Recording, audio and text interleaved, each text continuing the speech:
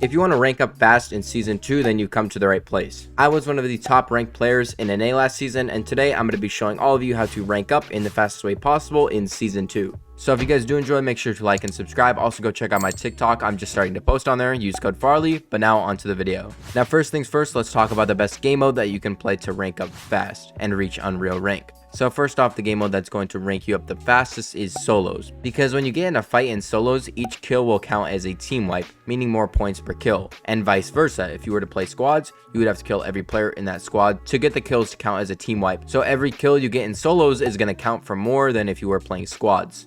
But another thing you need to think about is what game mode you're best at, because you may suck at solos and die off spawn, or you just can't fight as a solo in general. If that's you, then you should probably play duos or trios or squads or anything like that, because you're going to have an easier time ranking up. But you are going to rank up slower because, as I mentioned before, kills count as team wipes. Now that we've covered the best game mode, let's talk about the best way to rank up in-game, which is kills. Now kills are one of the 3 main ways to rank up faster, but there's a huge misconception about kills, because what a lot of people don't know is that the amount of points you get per kill is based upon how many people are left. Because let's say I get a kill off spawn, it's not going to give me a ton of points. But if I pick up the same elimination in a endgame with a few people left, I'm going to get way more points for that one kill. Also, not only do you get points per kill, but you also get points for assists. So let's say I get someone super weak, but someone sprays him and he steals my kill. That's okay, because I'll still get partial credit for that kill. So don't be discouraged if someone steals your kill, you will still get some points. Also, that means that you should try and fight as many people as possible, even if you can't get close to them. So if you see people fighting in the distance and you know you can't even pick up the kill, still spray them and you're still going to get some points if they kill the player. Moving on now, let's talk about the next way that you're going to rank up, and that is placement points. Now obviously, the longer you go in a game, the more rank points you're going to get for that game. Now really quickly, as I mentioned before, you don't get that many points per kill in the early game. So that means you shouldn't be landing somewhere like Crime City where 20 people are going to be landing at. Instead, you should be basing your drop spot somewhere more low key, get your loot up, and then farm, and then get into zone, and then just focus on fighting in mid game and end game, because that's when you're going to get the most points per kills. Now although that isn't as fun as just W keying everyone you see, it is the most consistent way to rank up, and it is going to get you to Unreal rank in the fastest way possible, because you're also going to have the best chance at winning the game, because you're not going to die off spawn and lose all of your points. So make sure if you want to win games consistently, you do this. Now the final way that you can rank up fast and reach Unreal rank on paper is winning games. Now this is going to give you the most rank points possible out of any of the ways to get points. But I understand that winning is way easier said than done for a lot of you watching this video. So there's a few pieces of advice I would give you in order to always consistently place high in games.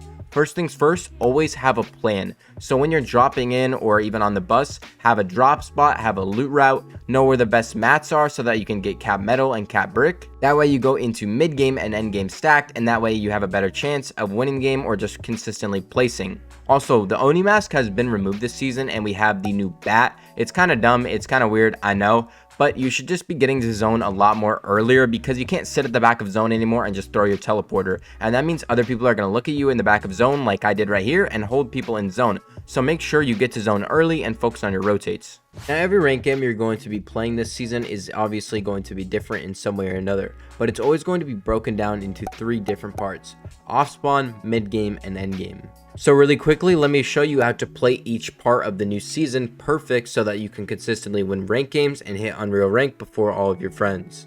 Now when gliding in at any POI this season off spawn, you need to make sure that you're scanning your surroundings and you're looking at all the people landing with you, because if you don't, you're going to 50-50 and you're going to die off spawn.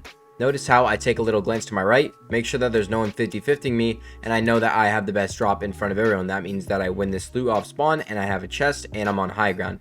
Now after I do land at this POI, I'm then going to find one of the most broken items off spawn that you can use to win fights and pick up free kills, and that is the new pulse scanner item. If you throw it on the ground, it's basically just the scan coin from chapter 5, and all you have to do is throw it down and then you can see everyone around you. And as you can see here, I can see this guy right through the walls, and this allows me to pick up my first kill off spawn. Now with this new season, there are 4 brand new vaults that you can unlock. 2 of them are at the new POIs Crime City and Lone Wolf Lair, and then there are also 2 more at the Seaport City and Masked Meadows.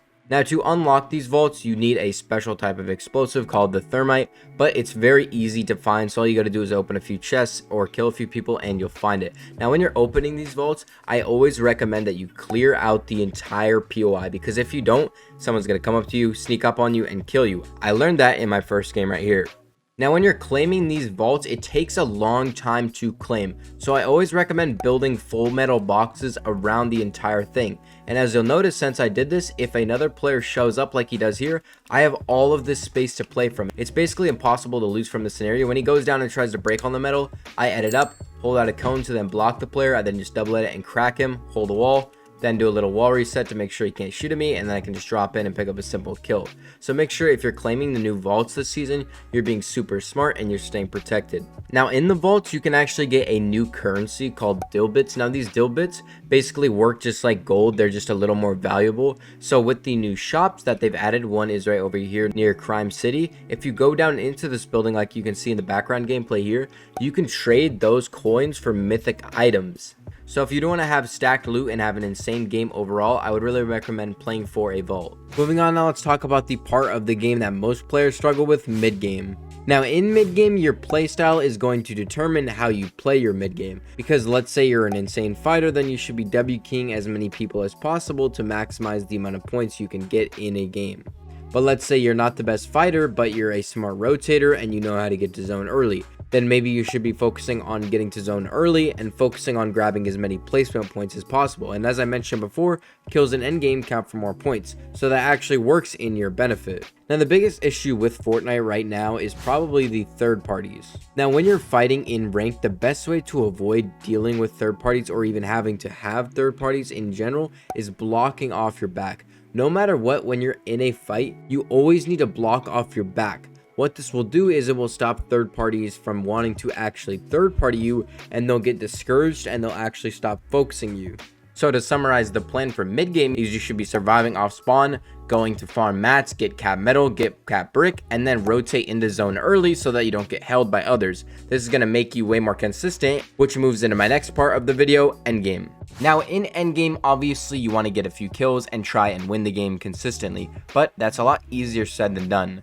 So as I mentioned before, having a plan is super key going into endgames. Now, the few things that you should be doing going into endgames to make sure that you win games consistently so that you can hit unreal rank is this. First off, you're going to need some sort of movement. So shockwaves, the kneecapper, the new item in the game, which is basically just a katana. Also, I'd like to mention, not only is the kneecapper great for getting to zone, you can also use it to consistently win fights. If you see in the background gameplay, you can notice me using it to give me a little speed boost or allow me to jump in the air to crack my opponent or pick up a free kill. So if you want to be consistent in your fights and also just have a little bit of an advantage, you can use this item to do so.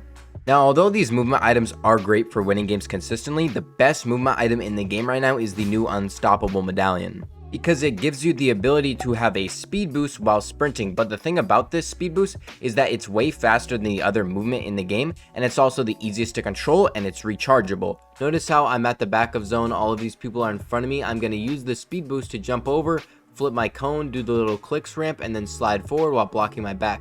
Notice how I'm super fast in getting to zone. See how much faster I am than all of the other players at the back of zone, and that means I get to the front of zone. That means I can then claim high ground and then hold other people in the back of zone. And at some point, it literally comes down to it. I literally have no builds to my name, and I'm literally just running around with this coin, and I was able to win. So if you do want to win games consistently this season and hit unreal rank, have good movement and get to zone early.